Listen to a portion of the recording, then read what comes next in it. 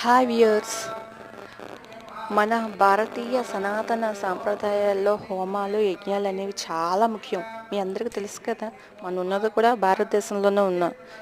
ఇక్కడ యలమంచిలిలోని ప్రతి అమావాస్యకి పౌర్ణానికి హోమాలు జరుగుతాయండి. సో హోమం ద్వారా వచ్చే పొగ ఆరోగ్యానికి చాలా మంచిదట. కనుక ఇలాంటి హోమాలు చేసే వీళ్ళని మనం కూడా ప్రోత్సహించాలి కదండి. మనం మామూలుగా ఎంతో అమౌంట్ పెట్టుకొని చేయించుకుంటేనే కానీ మనం హోమాలు చేసుకోలేం.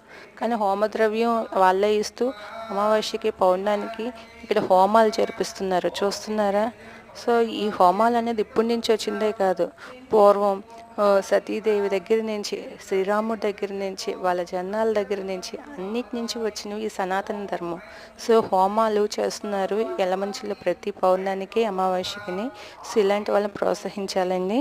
So please subscribe and watch it.